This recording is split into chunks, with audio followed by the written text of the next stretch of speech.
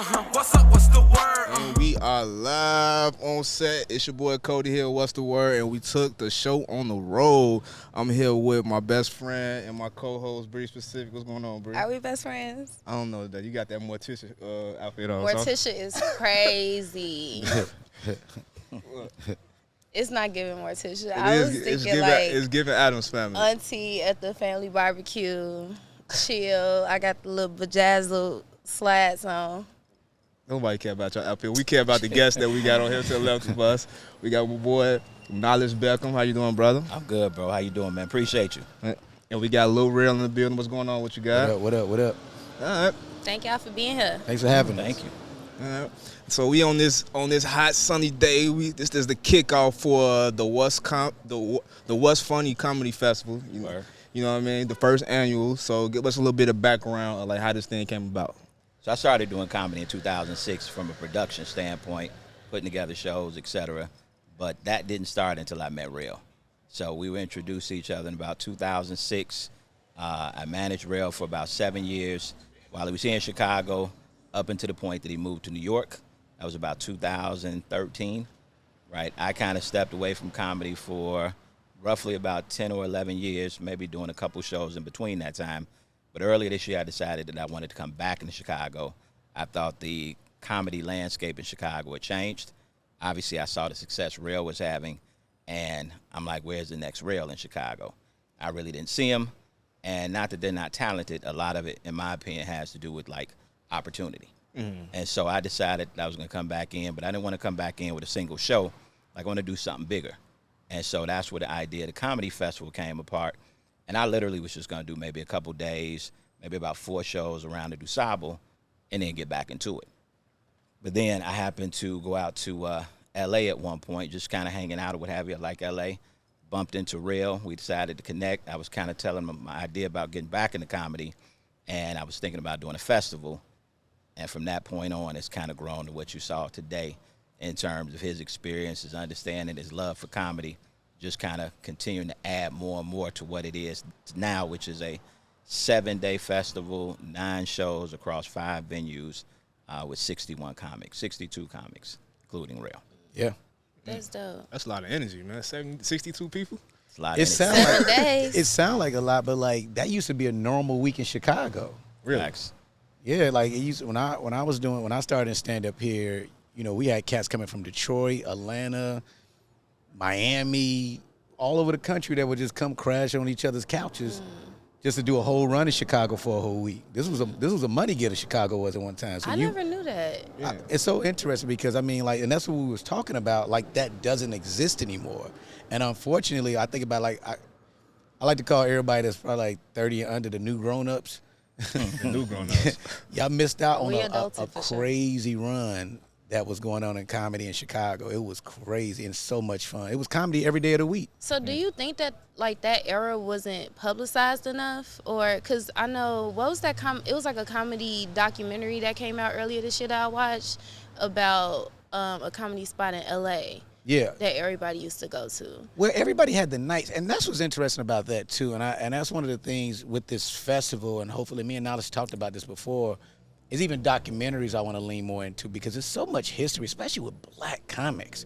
What you saw about the LA documentary, it was Chicago. Like Bernie Mac had a hot spot at one time. Like, you know, it was Damon Williams and D. Ray. D. Ray had one of the hottest Sundays in the country. You know what I mean? That's basically how he paid for his Hollywood career, was because of the night he had here in Chicago.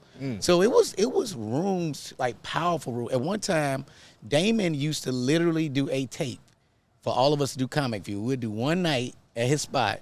He'd put all of us on tape. He wouldn't edit it and just send it to BET. And you had like 20 cats that went up that night and did like 5 minutes. And most of us end up taping Comic View because of those tapes.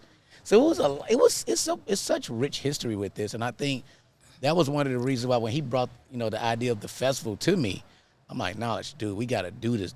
Yeah. And this wasn't the first.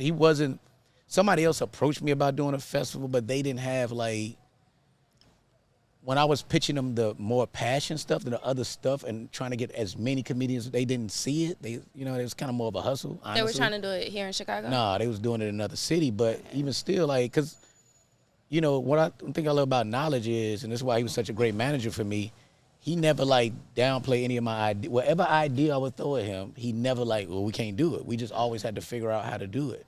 And that's really why I'm at where I'm at right now. So like, man, the reason why I'm so excited, this is not to sound corny, but like, because people talk about giving people opportunities, but that really is my intention. Like when I was praying to God about, I want to do movies and have my own TV, and I was praying about that. I always was like, well, God, you give me these opportunities, I promise you I'm going to look out for a bunch of people on my own terms. Because sometimes, when, you know, you start doing well, I've had a bunch of cats like, when you coming back to the crib and you need to do this and do that, but I'm like, you don't tell me how to do it, though. You know what I'm saying? You didn't tell me how I got what I got, so like, well, I'm like, listen to you tell me how to give back. Do you think they just looking like they have an expectation of you to give back? They should, though. You should have the expectation, but you're not going to tell me how to do it. I feel that. You know what I mean? Like for me, I don't rush anything. I try to wait on the right opportunity to do something. And when he came, it was like, man, it's like when you plug something in an outlet, it just fit. It was like, oh, brother, yes. Let's. And he probably thought I was crazy because right away I was giving him like a million ideas. Yeah. Because I kind of just been sitting on this in my head.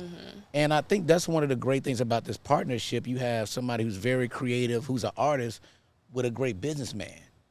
You know what I mean? One thing about Knowledge, like, you know, what made him key to my career, and by the time I got to LA and Hollywood or whatever, I was just doing business different than everybody else because I learned from him.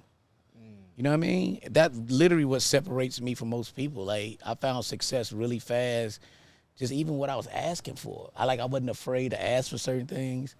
It messed my head up when I found out I was making more money than cats that came way before me, just because of what I asked. I never was afraid. If they said no, then you just move on. So what parts of like the business, I feel like even with a lot of comics that come out of Chicago today, like they still don't know like the comedy part, the business part of comedy. So what parts do you feel like y'all learned that sets you apart from other comedians? Well, for me, I grew up in sales, right? Like I just grew up in sales, but even before I got into sales professionally, I don't like to call hustler. I was just like a little short businessman. You know what I'm saying? So from about third grade on, I just always had an inclination. I wanted bread in my pocket, and I was trying to make moves as a young dude. That was just me. But I didn't know what I was doing until I graduated college, got into corporate America, and happened to fall into sales. I'm like, oh, sales is really just doing business. Like every organization, doesn't matter the organization, for what's the word to go to the next level, somebody's going to need to pitch it well to somebody else. So sales is like instrumental, but there's plenty of talented people that will come out of Chicago. What I always knew about Rel is he do the in front of the camera thing, on stage thing, but he has a huge appetite for the business. He has a huge appetite to learn. Like he don't necessarily want to just be talent. He does not necessarily. He don't want to be talent, just talent. He wants the other part of it as well. And so to your point, I think with anything, you're not going to necessarily be born knowing it, but you have to have an appetite. And so he's always had that appetite to learn the business side. And so I knew we had that period of, let's call it 2013. He goes out to New York, right, continues to do his career. I'm here in Chicago. But even now, this is the first time we worked together at length, really 10 or 11 years. And so it's funny because we can probably see each other's growth. Like, this ain't the same guy that left. Like, I ain't said nothing to him, but I can just hear the conversations. You like, oh, he done been in some different rooms. He done some different deals. But that's because of that appetite, because some other people have been in some rooms too. But if you don't have that appetite to really want to learn and then come back and actually implement it, he could have kept it. He's bringing that now back to this festival, which is going to help so many more people. So like he said, man, that's why I'm so excited, because it's like in 5 years when we look up, we're going to be like, look who this actually birthed, right, from this festival that came through this pipeline, that if we decided we didn't want to do it, it might be different. It's two things that I got to take from that. First thing I want to ask you is, are we going? I know we got a lot of comedy shows throughout the week. Are we going to have any like business panels or like workshops or anything like that? 100%. So Wednesday, and this is crazy because it's starting to come together even better than what it was. So Wednesday, we have Dulce Sloan. She's coming. She just won an Emmy last night. Oh, shout out to her. She's one of the guest hosts of The Daily Show. You know what I'm saying? And she called me like, Rel, I'm like, this is one of my friends who just coming just to come. I ain't spend no, like they coming, like they spending their own money just because we all been to these festivals, especially as black comics, and they usually kind of put us to the side depending on who you is. This is the first time I believe that a festival is putting us in the forefront. Yeah, we're going to be diverse and we're going to have a gang of different people from different cultures, but they usually put us to the side or give us little crumbs. In this situation, we leading the way. You know what I'm saying? And so, like Sherry Shepherd's coming, like these, like they see the vision of it, right? And they like, oh, Rel, you really not afraid to do that? Like, no, like that's what I'm saying. Like partnering with somebody of knowledge who has the business of it, and then the visionary part, I'm like an insane person when it comes to that. It's just been a beautiful marriage. So we got Dose, my friend Nefertiti Spencer, who's on the show Reasonable Doubt, was the first black woman head writer of the BET Awards in 2021. She's written on the Emmys, which she did yesterday, the Grammys, the Golden Globes, the Mark Twain Prize. She's also starred on the show Southside. She's hilarious on that show. Sherman Showcase. Oh, that was a great show. Such a fun show. But like when I tell you even that show, right? Just a quick story. Like Diallo and Brashear, who created that show, them just the homies. And so I had fire on me at the time. I was up at it. I had my show, my sitcom, and they was like, "Rel, we wrote a part for you. I said, do it. I'll come do it because I want your show to get picked up." So whatever I need to do to make this sound more legit, then it's cool. I'm on it. You know what I'm saying? And so like that's how you gotta move though. Like not name dropping, but like me and David Banner are real good friends now. And I was just texting him today about the festival. And he's just like, man, black man, that's how you do that. That's how we build, that's how we grow. You know what I'm saying? Like some people think giving back ain't business neither. Cause it is. It's all of us collaborating. That's business. It's a bigger purpose. But it's business. We should all be able to make money from it too, right? It's true. For sure. Like that's why like people don't understand when you do things with good intention. It don't mean you ain't gotta be broke and do good things. Just know your business. So how do you feel seeing the organic response of everything? Like Sherry Shepherd's coming to Chicago, and like you have all of your friends in the industry that are like, okay, Rel, I'm pulling up, like knowledge. We got y'all, whatever y'all need. Like, what is that feeling like? Man. So for me, it's crazy, right? Crazy. For me, it's super crazy. Because again, I go back to he's a different Rel, right? Not just in who he is as a person, where we were, right? So the kind of toward the last 6 months of our story back then was we had went out to L.A. for about 30 days. He had just got cast for the In Living Color reboot, right? So we staying at the W for 30 days, right?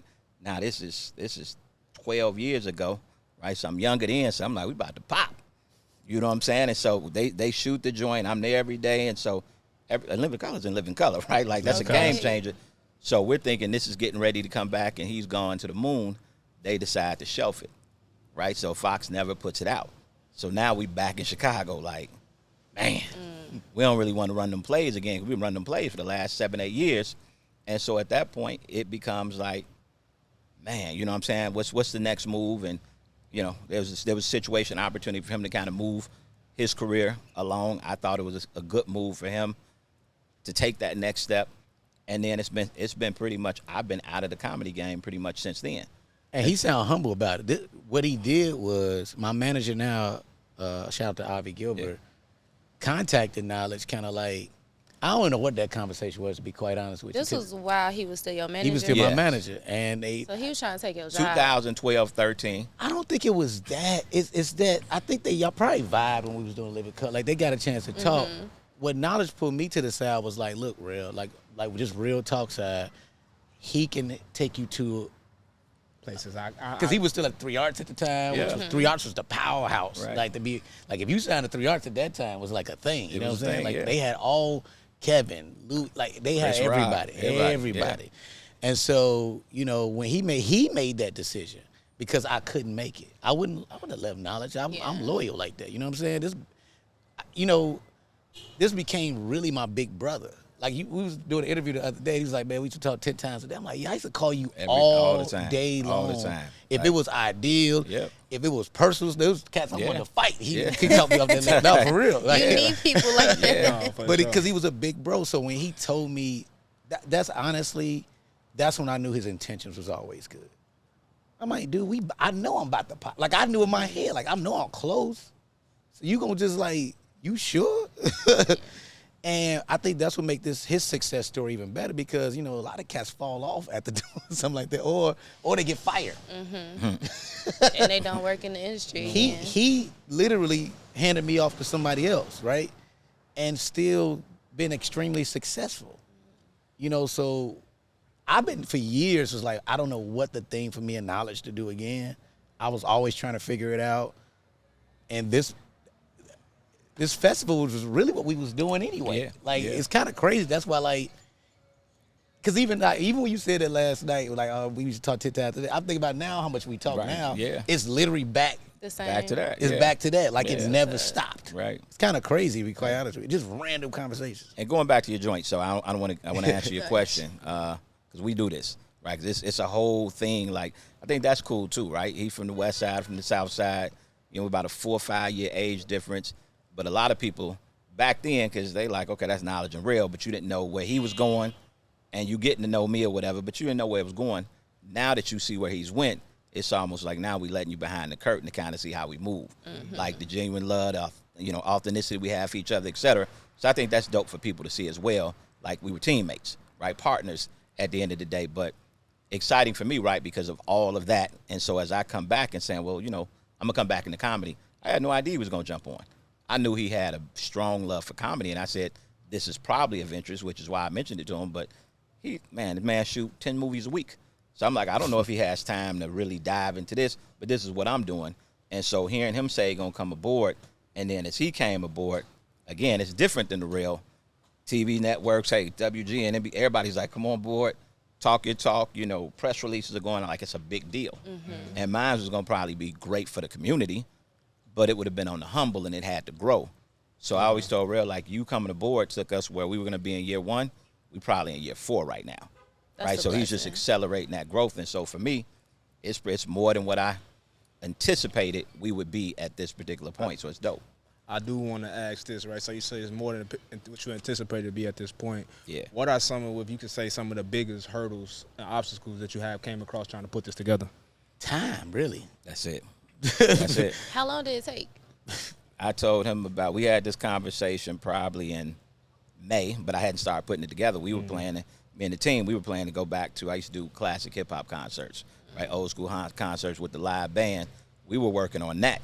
And so I can't remember the exact way that I kind of turned into comedy, but I decided that I wanted to go that route. But this is probably May when I tell him we probably don't really start to put it together to early June, and I think a press release went out. We was like, man, we got to get the press release out. Press release went out June 20th. So that's when we let the world know about it. And what is that, July, August? That's 90 days, right? Pretty much that we've put all of this together with an amazing team, but none of us do this full time. So this is in that after work time. So the energy, the commitment that the team has made has been amazing. And probably if he told you what he's done in the last 90 days, he's probably done 12 clubs, 4 movies. And so for us to be able to do this, not being able to give 100% of our time to it, we're super excited about this year, but you can only imagine when we start working on this on September 23rd. But next year, we got a full year. Sponsors, just ideas, so many things that we knew we had to, like, we got to punt, bro. Like, that's dope, but we got to do that next year because we don't have the time. And so that's even more exciting, really. We're going to get to this one and knock this out and have a great time this week. But, man, the future of this thing is super bright, super bright. It's yeah, I mean, you don't even, like, I was literally in the shower today thinking about some newer, well, I'm going to talk to him about later, but when you can see, it's crazy. I was thinking about this earlier. I was like, so Rel, how did you see it when he said it to you, right? And then what I believe was happening now is what I saw when all he did was tell me about it. So from that point, now I'm thinking on some whole other, beyond the festival brain is going right now. Like, it's like, all right, let's go hard now. Let's really get some capital in this. So you mentioned David Banner earlier, right? Yeah. So I remember a situation I saw having a conversation, being in the room with David Banner, and he was speaking with DJ Ferris about a vision. and like how when you have your vision, it can be lonely sometimes because you could be the only person that see it, and people don't understand what you see and how you feel. So doing this process of putting this vision, having this vision and putting this together, did you guys ever feel like, yo, people are just not getting it, they not understanding and what? I don't, honestly, nah, because you got to really, like, when we say we did this before. Right. The dynamic just worked. He put an interview up, that's an old interview I did. Yeah.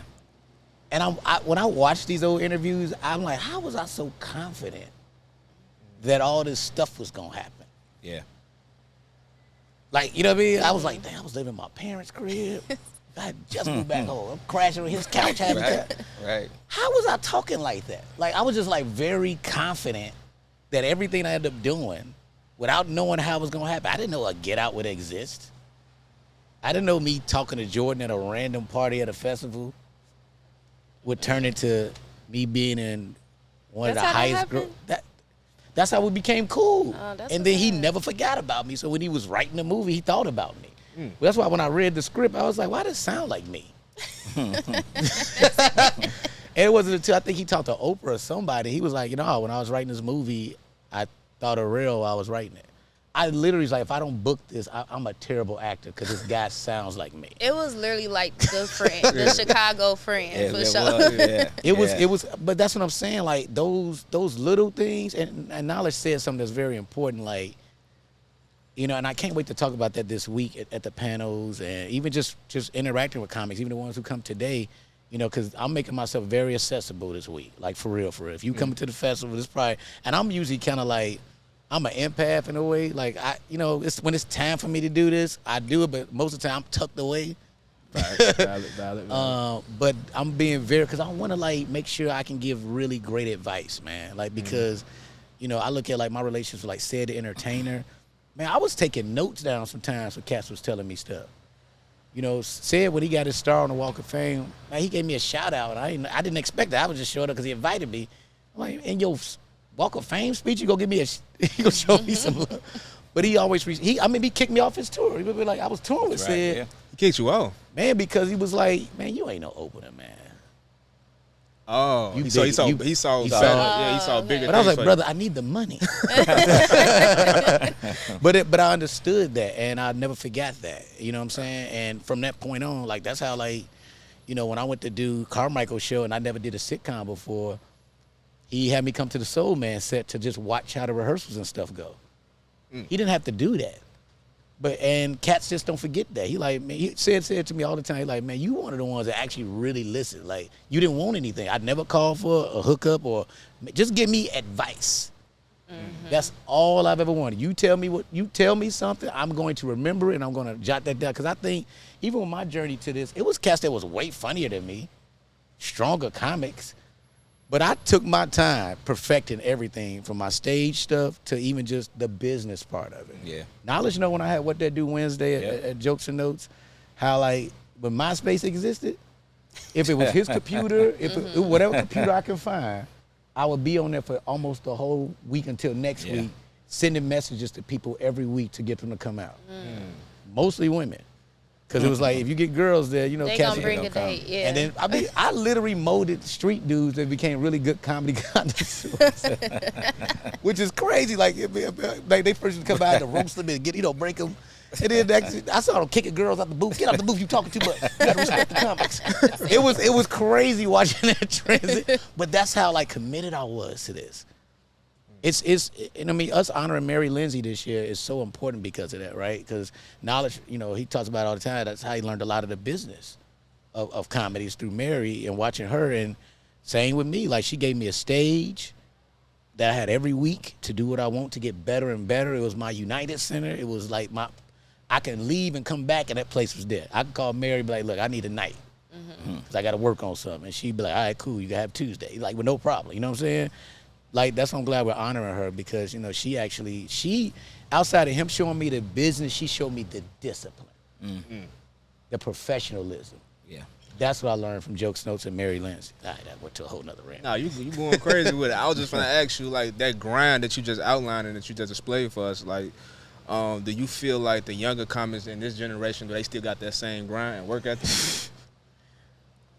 Just keep it a buck. I say you never know. You never know, right? Because you never know what somebody's doing. But like, just looking from the outside in, one, I was up close and personal. Like, and I used to see the man on MySpace all day long, right? I saw him.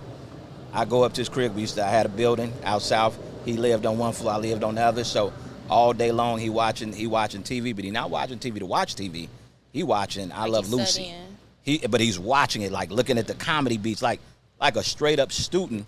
And so, do comedians put that sort of work? Do they have? I always knew, like he said, other people. It's a lot of funny people.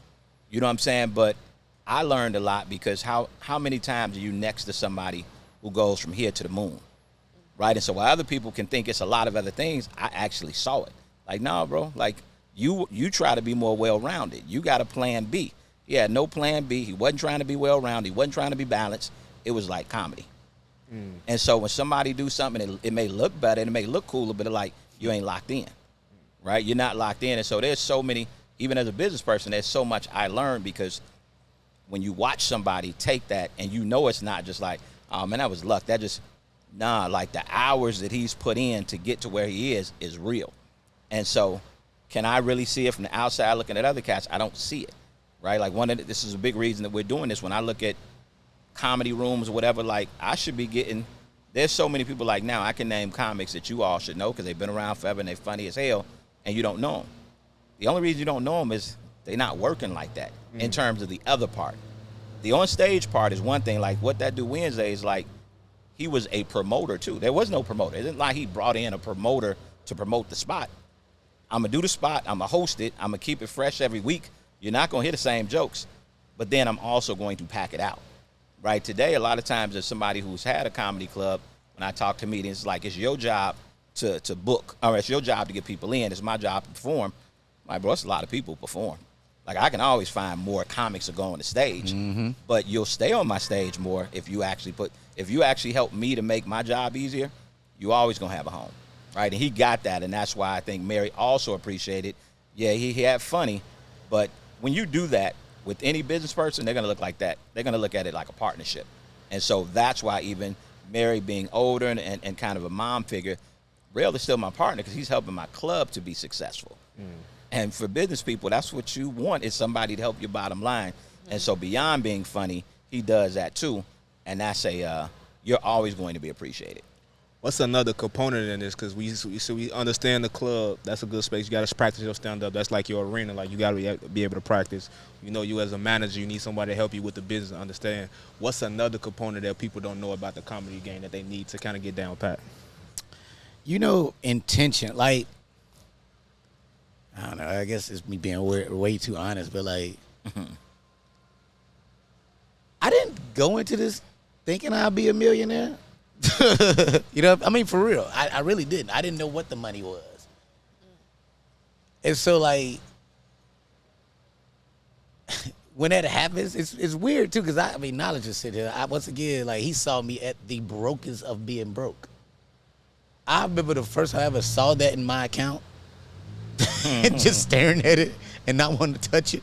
Well, let me open another account so I won't touch it.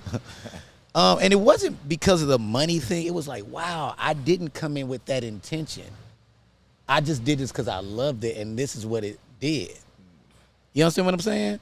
And so, like, doing something because you actually love it is so important. I've been saying that way more lately than I ever have, like how much I truly love what I do. And not even just stand-up. I love doing movies. I love going on set. I love writing. I love all the creative processes of all this. And so, like, you really got to love this. And sometimes I think you can get jaded, too, once you start getting, doing well or whatever. You could, you can get jaded.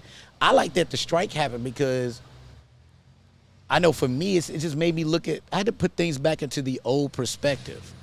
And I had to start looking at things again from that grind perspective. Because I got the agents and I got the man, I got everything, I got all the good stuff, I got the team. But I'm like, no, that don't do nothing, bro. Because everybody started chilling.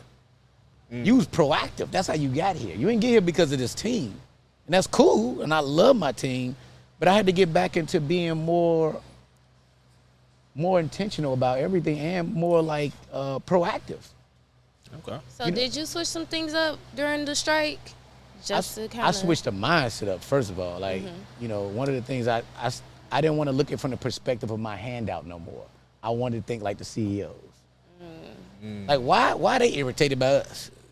I mean, for real. Like from a business perspective, like what annoys them about the actors or what we're asking for? I wanted to see all the perspectives of it. Because sometimes we just like they're evil, they're this because. Well, no, that's really like. But does everybody deserve this number? What did you negotiate? You know what I'm saying? Then you start looking at it deeper. Like, dang, some of them executives in the studio place made a mistake. Yeah, they shouldn't have tried to compete with Netflix. That was dumb. You don't know their system.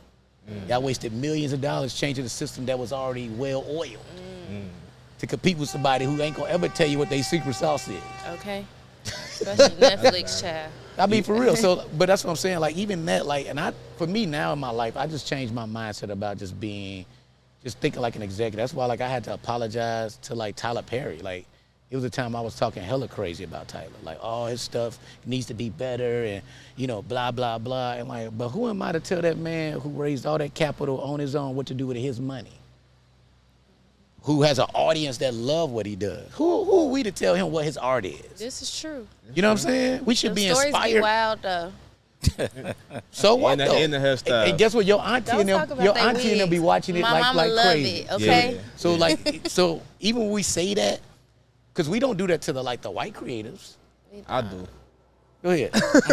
Well, I mean, no. When I say we, I mean I know we love to individualize, but like for real, like as an audience, they people don't do that. We pick on each other, Yeah. like for no reason. But what's wrong with being a critic of the culture? Like, why we can't have an opinion on it? Can we celebrate it and say, yo, no, I watched it, I love it, but yo, I didn't like this? Is it? Man, I'm gonna say this. I had to learn something. This is some real talking. Please, nobody get offended by this, and I should be offended if I say it. I'm talking about me too. Like, how can I talk shit about somebody that's doing way better than me? I ain't got nothing. I didn't do what he has. He can do whatever he wants with his money. Why? How am I trying to tell this? Why? Like even when you hear people talk about what Oprah should be like, what are you doing with your 20, fam? Your $20. Right. Would you give half that up to? Like, think about that. Like, we always asking for people who we think have the most to do even more of what they already doing. And we so much more. Like, when it comes to creativity, I just think it's no. You imagine George Lucas if he really listened to like somebody tell him that writing about Ewoks and lightsabers and how because it sounds crazy, Jabba the Hutt. Like if you watch the Steven Spielberg documentary, when he first showed Star Wars, so it's a bunch of them. It was like George Lucas showed it to Spielberg. It was a gang of these like well-known directors now, but at that time they were all like in their 20s and young. And they was like, dude, what are we watching? So the reason why we have the words in front of the movie that tell us a story or the backstory is because everybody's like, Nobody dude, understood what it are we was. looking at? You gotta explain what happened before all this happened. And that's now the it's only iconic. reason. But that goes with collabing though. But that actually add a little taste of each Star Wars. I'm a Star Wars fan, so I like that. I'm a huge Star Wars Yeah. fan. And so when I saw that, I remember laughing like, yo, but that's collabing. That's somebody being honest with you. Yeah. That's you not being like hurt because, and I think even with Tyler, I'll say this, it would be nice though to see more communication with everybody and like we being able to, I don't think we should publicly criticize anybody. Like get to know that brother, sit down with him, say, hey man, this is what I was thinking. Like, can we collab and do something? You know what I'm saying? Instead of doing and I did that before. I really did, and I was wrong for that. Yeah. And I can admit that because I'm like, well, I get it now because at the end of the day, I want to raise capital to do all the creative things I want to do. You know what I'm saying? And somebody might look at your story and be like, that's crazy. Oh, people always like that's so crazy. Like even now, like it's so interesting. Like, the interview that kicked the year off was Cat Williams' interview. And, one thing about Cat is funny. We just got to stop looking at somebody's personal truth don't always mean it's the truth. You know what I mean? He just got good delivery, so it's funny because everybody be like, man, Cat, he said it's the truth. Yeah. No, it ain't. Like, come on, y'all gonna let this man tell y'all that he put in his contract to tell her to put a dress on Ricky Smiley when he was like 10th on the call sheet. That is unrealistic. Real. You cannot negotiate that. You weren't even a star of the movie. You're not on the poster. Okay. You can't do that. And that's why, like, sometimes it's tough for me to hear stuff, and I'm like, guys, can y'all just enjoy what he's saying? Don't take it so serious. Don't take it so serious. Because, you know, and that's what's so important about this festival, too, just FYI. What happened earlier this year, it started so many beefs among black comics. Yeah, y'all was going crazy. But I also think it was good, though. It's not good. Not necessarily the beef, but just everybody willing to speak up and say stuff and be because out. y'all believe in the lies. No, it's not. It wasn't good because it didn't make anybody more money. It didn't make anybody more Shannon money. Sharp got rich. Yeah, Shannon. I'm talking about stand-up comics. I don't care about Shannon's my man, but he doing what he doing. Yeah. He's not a comic. Yeah. Nobody wasn't selling more tickets because of those. Like I It did seemed like Club a- Shay Shay, so it's like, but I try to do it from an honest perspective, and that still kicked off beefs. Yeah. You should have known that. Well, it seemed like it was a rollout. It's like everybody that went on there, they had something they was. Something else I was was coming about to right come out. afterwards. No. When I went on there to talk about like other stuff I had going on. Like I just thought it was weird that cats did it and they ain't had nothing to promote. This is true. A lot of I had people like gotta two have that movies team. coming out You like gotta when I have that did it. I was like, oh, I'm talking about my Which next makes project. sense. That's why you do press. But everybody else was just there. It was the crazy, and it's honestly too, you know, it's just like I always been an in between class between the older generation and the younger generation. I always been like in this weird middle of it, and so it's hard watching your big brothers that you respect and love bicker like that. Facts.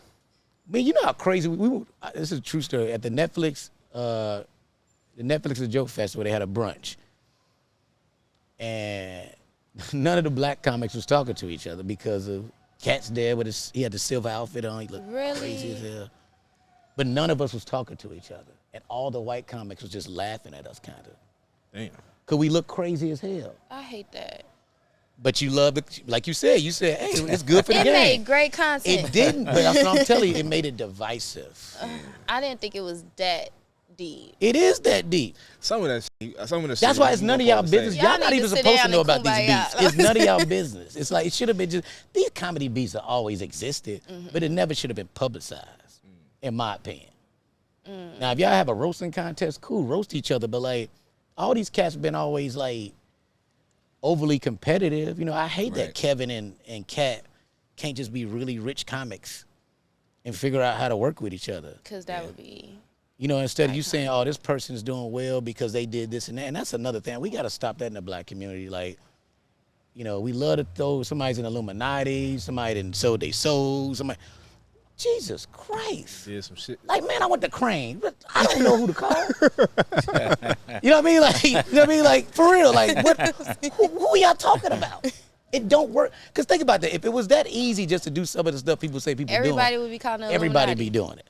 Yeah. Point blank to make. It's a lot of people that do anything to make it. Nah, that's valid. I mean, Dr. King, Malcolm X, like you go back. Yeah. You go back, bro, and sometimes that's our downfalls. We just can't get on the same page. Yeah. Like even as me and Rel rolled out this, and I just look at it like there's doers, right? There's people who do, right? Like I just always do.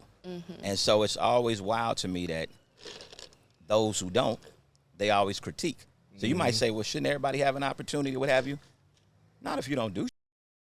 If you don't really do anything and that's what you sit back and do, like sometimes, even as I watch like grown men, and they just, you know, I know it's their job to commentate on sports, whatever. I just couldn't. After about 3 days, I'd be like, all right, that's cool. I got everything out. Like, I can't every day talk about another man who's doing something that more than likely I can't. Right? And some people get really comfortable in that space. Like, as me and Rel put this together, like, you know, say no names or whatever, but, you know, I got moles everywhere. But you just hear people chattering about what we doing and maybe saying negative things about it. And it's like, yo, I'm sure homie can go back to where he can go back to his good, rich life.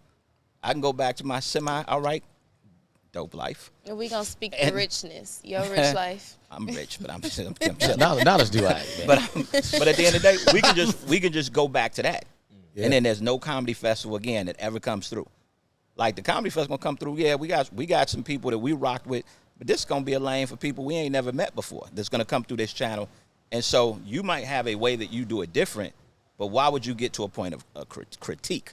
Maybe you reach out to Rel, maybe you reach out to me, but at the end of the day, that's the energy I think we got to change to. Kind of like he was saying with Tyler Perry. Like, if it's something you don't agree with, just hit his line. You got an idea. Yep. I get it from my team all the time, right? Because I can be like, all right, cool, we doing this. And they might say something, and I'm like, nah. And then a day later, I'm like, nah, that makes sense. Rel give it to me all the time. I have something, he'd be like, well, yeah, maybe we should. And that idea we able to run with. So, but it didn't have to be Rel going to the internet like, man, I wish knowledge to listen sometime. Yeah. And it don't have to be that way. And I think that's how we get down. But that's what we were talking about earlier too. Like, I love this. Like, it ain't like, it's not this thing, oh, we don't have to do this. I mean, and that's real, but like, I do though too, right? And we were talking about this earlier. Like, I was looking out for people before I was able to really look out for people. Yeah. Because I love this. I love anybody else that say, hey, I'm going to invest into my dream. Like, how do you not support other dreamers if you're a dreamer? You know what I'm saying? Valid. That don't make sense to me. And so, like, it wouldn't even make sense. Like, even when I had my show, my sitcom, and I believe me, it was tough because that's a big network, Fox. You know what I'm saying? It was a lot of fights I had with them that I never talked about publicly. I know, like, people love to brag about, like, yeah, I did this and did that. But I'm like, no, like, I remember Jess wanted to change her hair in the episode, and I had to, like, have a discussion with the head of Fox that, like, you know, black women change their hair all the time. They thought because she didn't wear the hair on the poster that people was going to not recognize her. That's insane. That's crazy to me. Her face ain't changed, it's her hair.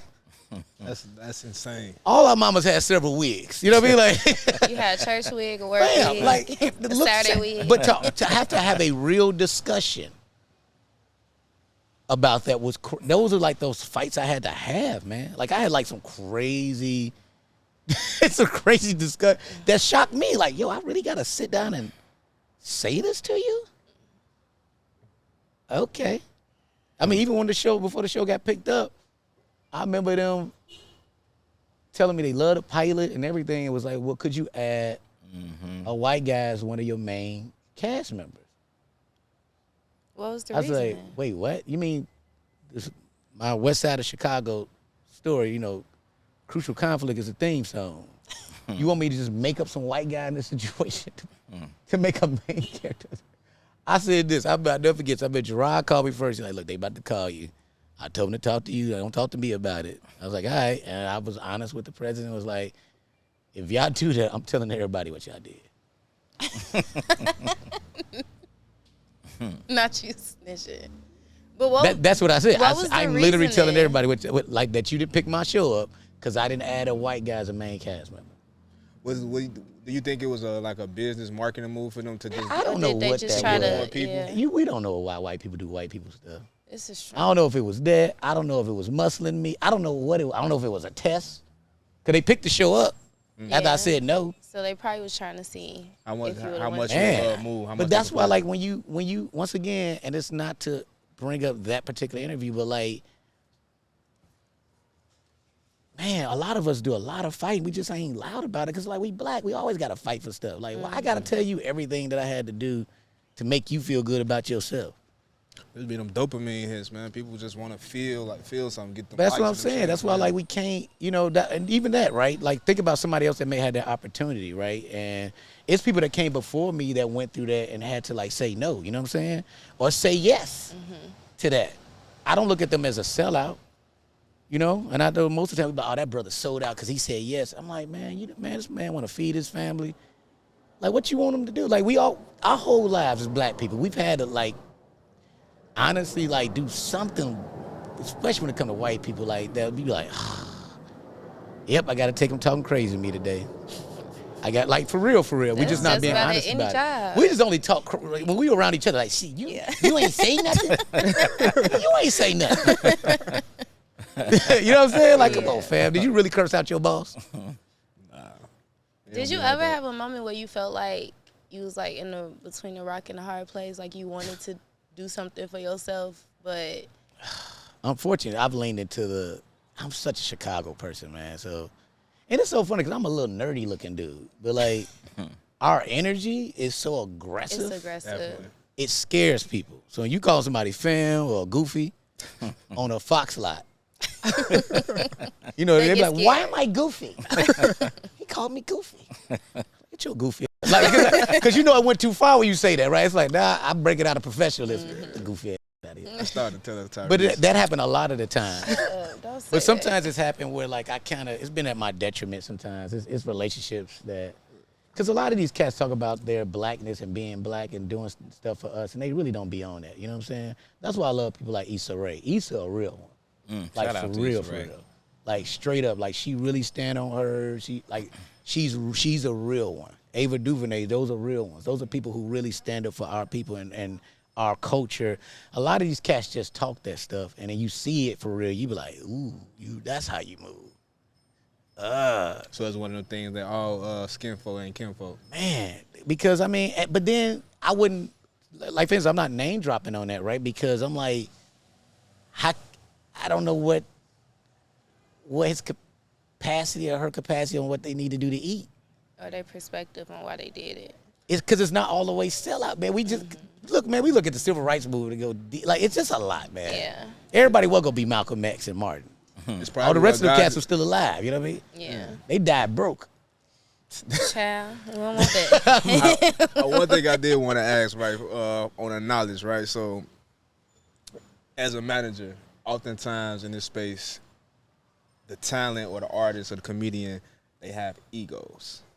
Like, ego is really a thing, you know what I mean? Yeah. So, how do you kind of like real, like, or in y'all situation, use for y'all example, on your like when you first probably got your big thing, like was it a time when you just had to be a big brother to reel and reel them back in, like, nah, don't let that ego mess up what we got going on?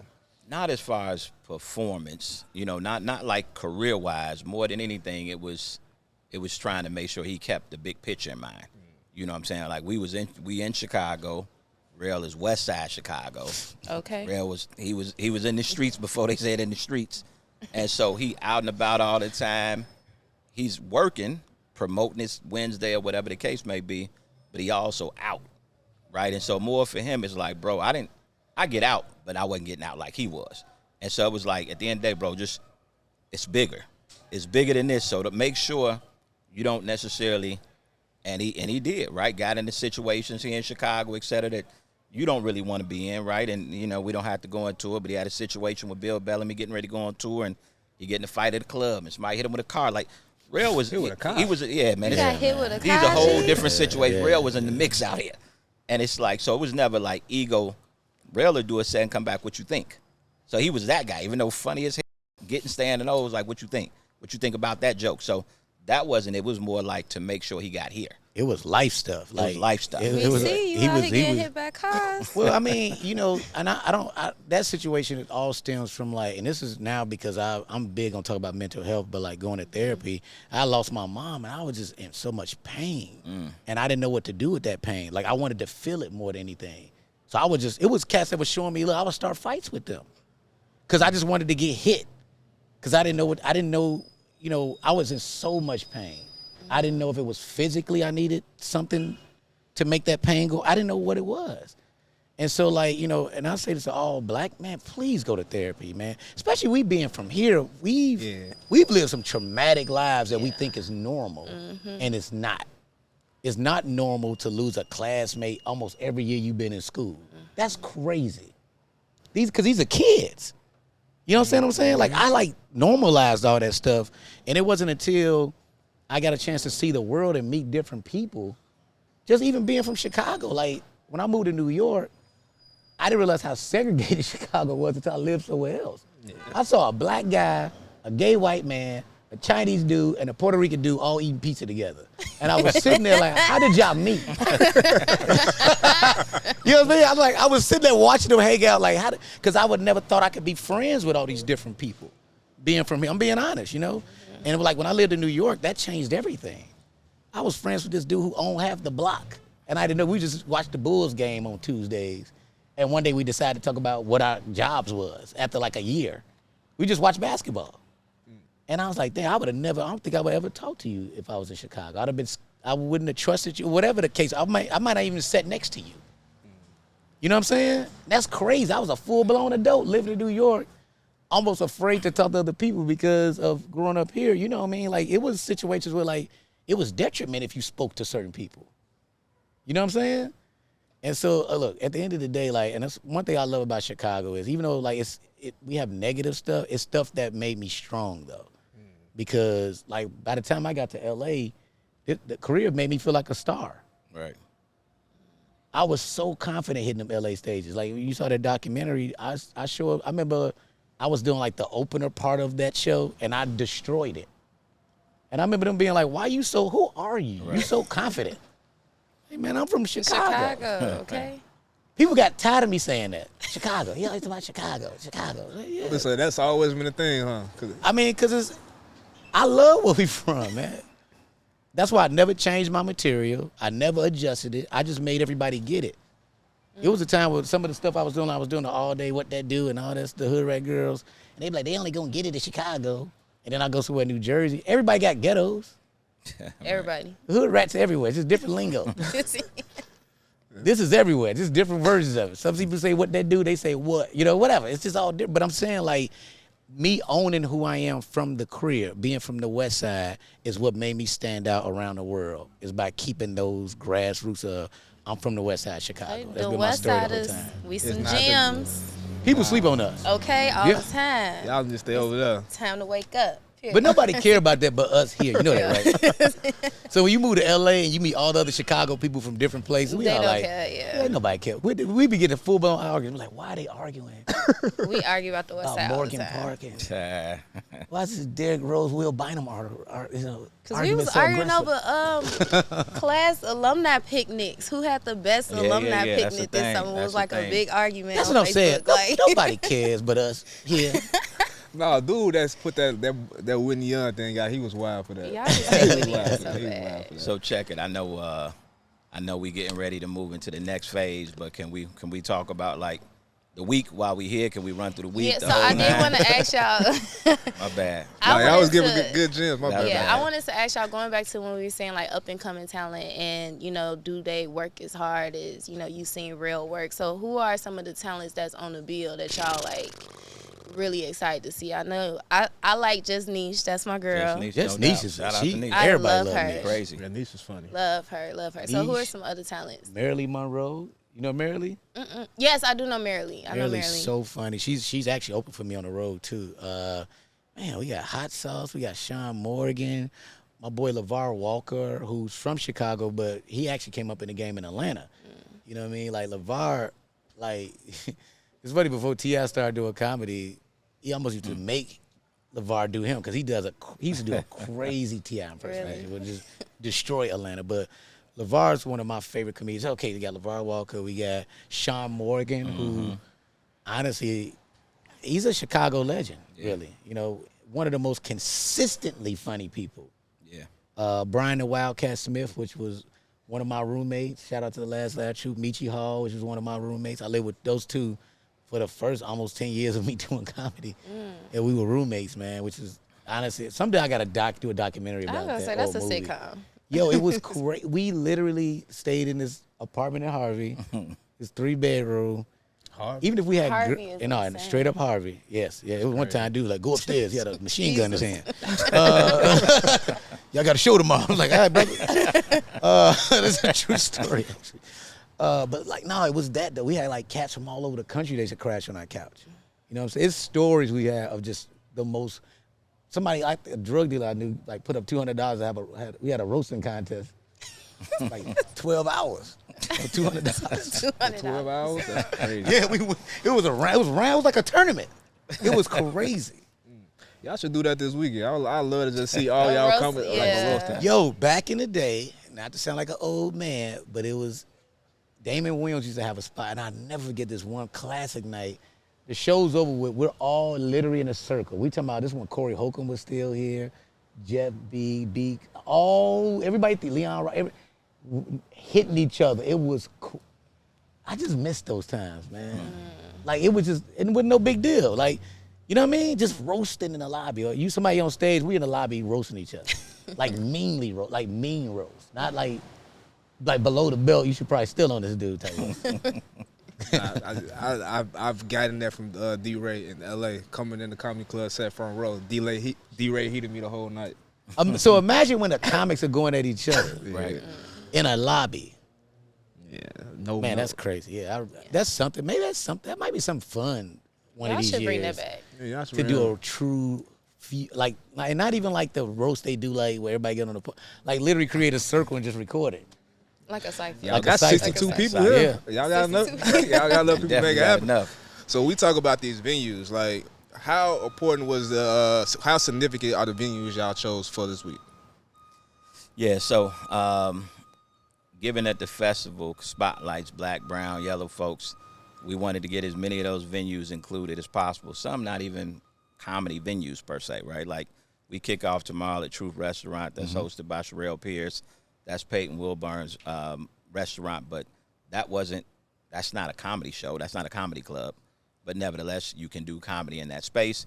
If we can pump money into black and brown businesses, that makes sense. You know, our big weekend, which is Friday, Saturday, Sunday at DuSable, enough said, right? DuSable. The fact that Rel is actually, I was talking to the young lady that does the booking over there today, and I was just talking about maybe having like a police presence out there over the course of the weekend. You know, we don't expect anything to happen, but just having that. But I was like, specifically Sunday, because Rel is shooting his special. Like now kind of specials, he was going to do something on one of the panels talking about our specials really special, because everybody's shooting a special now, right? It'd be a Chicken Shack, you'd be like, I'm shooting my 1 hour special. Like, bro, that's not going anywhere. But he's shooting his special, which will land somewhere very big, and that's happening at the DuSable. There's never been a special shot at DuSable. So we were intentional about it. We're going to continue to be intentional about the moves we're making again, because you can follow the other festivals that have been around, but what makes this unique in the lane we're in is just building like a niche product. So yeah, it's comedy, yeah, it's a festival, but at the end of the day, I'm confident that we're going to be that spot that 4 years from now, every entity streaming network is going to be like, we have to go there, because that's like our NBA combine.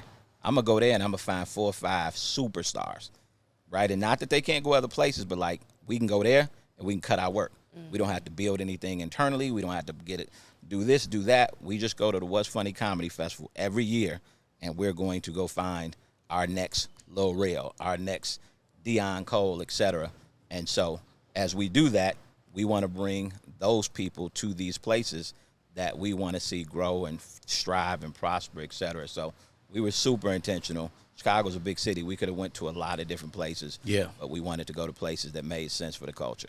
Is it going to stay here? That's the goal?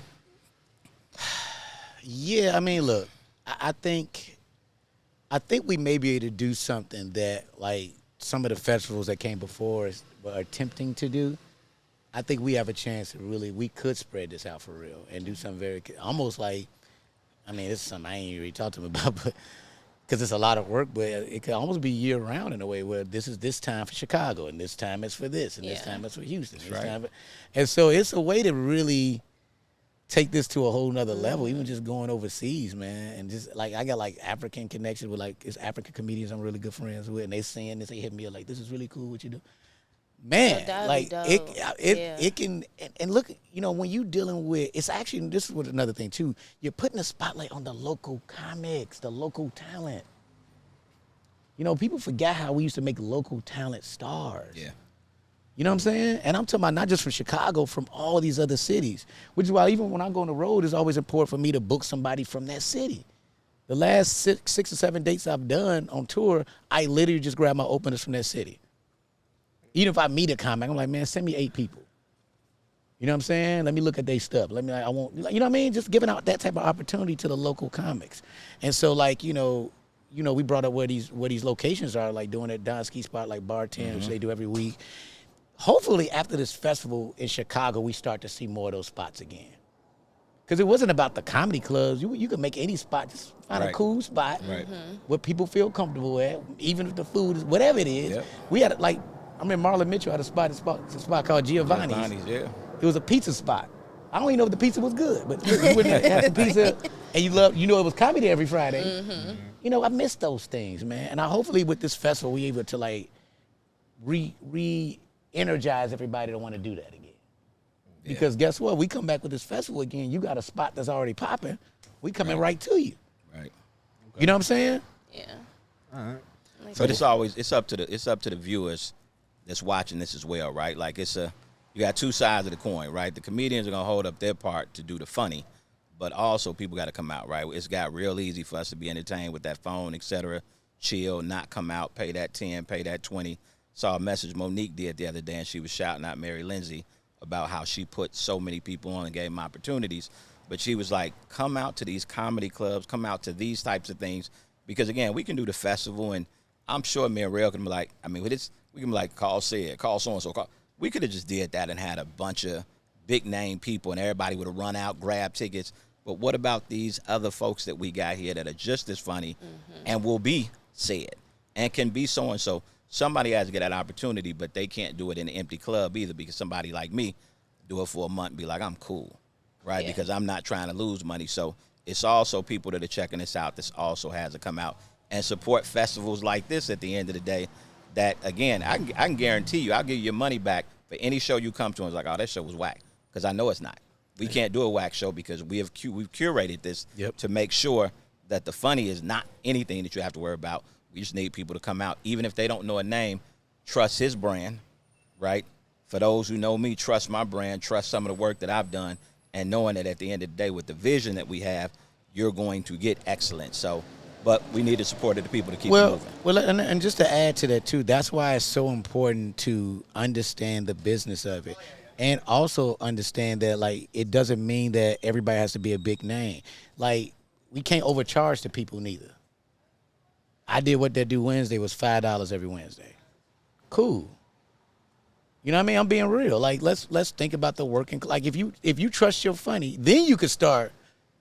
You got to build it up. That's all I'm saying. And I think hopefully we're teaching comics that and the audience that, because it is a. I do think Chicago's hungry for it though. I think this is a great stand-up city. I just would like, for me, I think I'm still leaning into the comics because I want to see more effort into that. Okay. You know, I don't, because we know people will complain, well, the people don't come, but like, what product are you giving them though? I think that's important too. Yeah. Like how, you know what I mean? Like, how you present it, because I was telling him about even just us putting this together. I work with Leon, so like most of the comedy spots that I hear about is like Bart's here, and that's it, because he's like the only comic that I really see on a daily basis. Yeah. So it's like a lot of people in my lane, in my generation, we don't know where we could find comedy shows unless it's like a B. Simone or a DC Young Fly. And I built relationships with y'all. Give me some, like Tone Capone, right? Mm-hmm. When he was at Power, him at what was it, Tone and Shaq. Tone and Shaq. They were new, like we was all new. So it's like, let's build relationship. Mm-hmm. You understand what I'm saying? I was doing Akon for they show, like doing different characters for free. Mm-hmm. Every single day. I didn't know. On the radio. On the radio. Yeah, I was doing P.D. Pablo one time thought, I don't know what he thought. He was like mad about it. But like, because I was doing him, because I thought P.D. Pablo was so funny to me, so I made up a P.D. Pablo character. But I love that Tone of them gave me, because they were new, we were new. We were just like, yo, let's just do it. Let's just have fun. Mm-hmm. And then they started coming to the shows, and like that's how that works.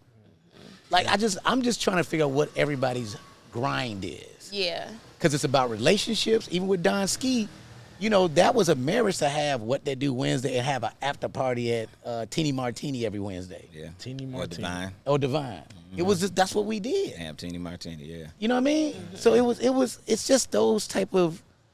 We gotta get back to that. We should do a collaboration. What's the word? And what's funny comedy? We should do it. Sure. We should do at least a monthly joint. You all got a great following. We can make that happen easy. Yeah, let's do this. Let's do it. That was one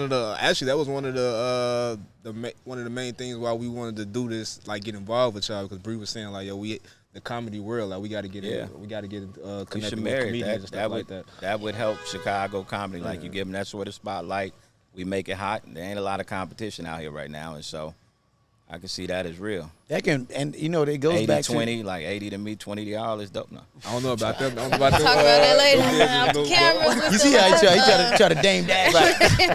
80-20. but also too, just real quick, and then I know we need to wrap up. But like, that's one of the important things about this festival too, is this like the upgrade of the new technology and everything that exists now. It's stuff that didn't exist when I was on my grind. Like, I think even we was talking to our team yesterday. just even relationships you could build with the sponsors that we never seen before. We have all these sponsors. If I'm a comic and you got ice cream, I'm going to do commercials for you. Yeah. You know what I'm saying? Yeah. Everything don't have to necessarily be TV commercials. It could be something you put online that go Put on viral. good Like, content. it's just, I'm just trying to figure out. How to make it make sense. I want everybody to see, like, think out the box. It is not rocket science. You would be surprised. I You'll be get it. surprised. Common sense ain't really that You'll be common no more, surprised. real. You'll be surprised. I was gonna say I think that should definitely be a question to be proposed on Wednesday when you got everybody together on the panel. I mean, I'm gonna be saying that walking around here just talking to them because I really believe it's an opportunity for, like, and once again, there's other things we're gonna do with this festival, which is like, I think that's what makes us stand out beyond any festival you have in Chicago in general, from the music stuff to other film festivals. Like, we're really trying to create opportunities. Right. We see that. Like, for real, for real. And it's so many out here. I think I was watching them, like, promote the International Film Festival before I got here because it's like their 20th anniversary or something. And they just happy just showing films. Yeah. And that's cool, but, like, y'all got this big park full of people. Yeah. You showing Jurassic Park, but do you have a local filmmaker that you can give opportunity to show their short? Mm-hmm. While you have all those people there. Yeah. That's all. I mean, just, I don't know. But that's why we have people like y'all and XL Film Fest. shout out We to just did Troy. the Black-owned film fest that was actually in the area. Yep. What was it, last month? We covered it last month. It was a whole August. week. So yeah, shout out to them. Shout out to y'all. Closing out, we can't talk about comedy. We can't talk about Chicago without mentioning this person. And I just gotta ask you, Bernie Mac. To y'all, where does Bernie Mac rank in comedy of all time? And how important was it to have a Chicago comic like that? Bernie. First of all, Bernie. We know Bernie's hysterical, but man, he's one of the most underappreciated actors. You talking about Ocean's 11? What? I don't care what you saw him in. If it was one scene or, like, honestly, I call myself from the Bernie Mac and Robin Williams school of acting. Like, those are my two favorite actors, actually, not just comedians, like for real actors, because the funniest people we know in the world can give you the most dramatic stuff. Like Above the Rim, I mean, Bernie's performance in Above the Rim is just not talked about enough. You know what I'm saying? Like, when he tells the story of who Shepard was, Right. you know what I'm saying? Like, it's dope. Like, the brother range was insane. And so, even with the Bernie Mac show, the honesty of it, right? And that was so Chicago. I don't care what nobody say, what you say is. That Bernie Mac show was so Chicago. It was Chicago as hell. Even just the way he was talking to them kids. Yeah, it was Chicago. It's how we've been talked to. You know what I'm saying? And so, like, I rank Bernie as one of the greatest of all time. Like, he's somebody I wish I really could have had. Chicago. Right. Chicago. It's like he knows he's interviewing. Like, he gonna play. That's his song. Let me play my mixtape real quick.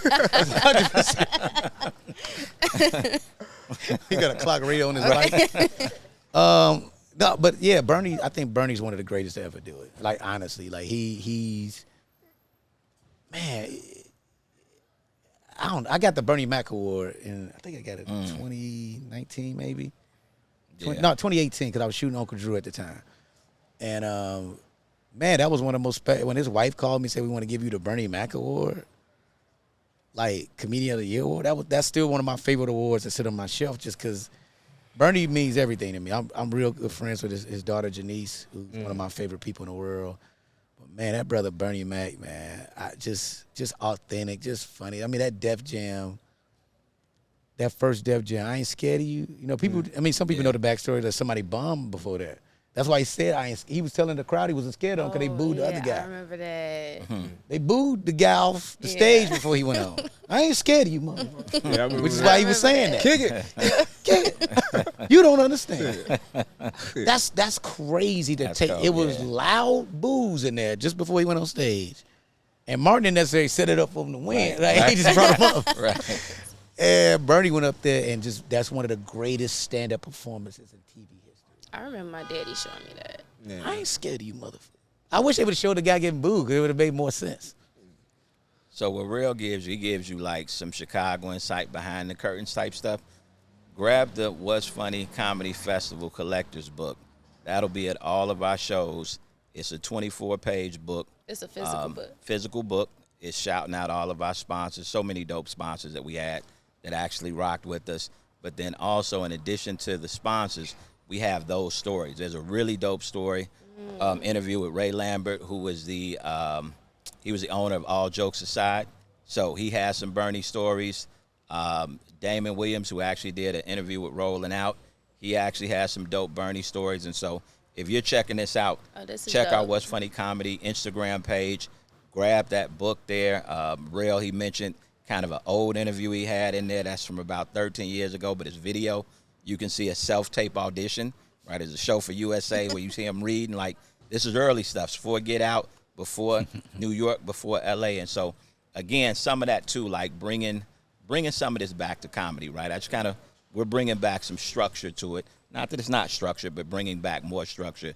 And then really a lot of information that he has to share with people. So my man got to get it off over there. Before So he starts playing the rest of his mixtape. Yeah, until we go ahead and download his new mixtape. Let everybody know where they could get tickets if they don't know. No doubt. So go to what'sfunnycomedyfestival.com, what'sfunnycomedyfestival.com.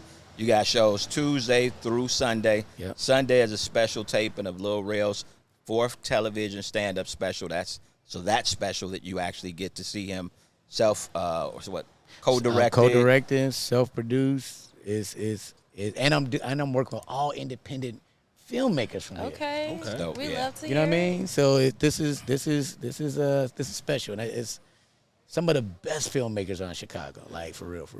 That's what's up. And Friday and Saturday, you get a treat, right? So Friday, we got 2 shows, 7 and 9, but each show is a different lineup. So you buy a Friday pass, you're literally going to see like 14 comics, and they're all crazy. So you go to both shows if you buy a Friday pass. Yep. Friday pass, 1 pass, you get both shows, and then the same thing Saturday, which we have Sherry Shepherd headlining the big show, hosted by Damon Williams. So again, try to get out to as many shows as you can. You're going to fall in love the way he fell in love and the way he really made me fall in love with it. You'll fall in love if you give it an opportunity, especially with the way that we curated this show here. So If you tired of just partying and doing all that, I am. just come laugh. I'm like an if you auntie. love to laugh, I like got on my auntie outfit. that's a perfect outfit for it. That's what I'm looking to do. You look I wore this for the What's Funny Comedy Festival. that's what's up, man. We appreciate you all. Thank you. We appreciate it. Thank y'all. Appreciate the For collaboration. sure. All right, appreciate y'all. Good show. All right. What's up? What's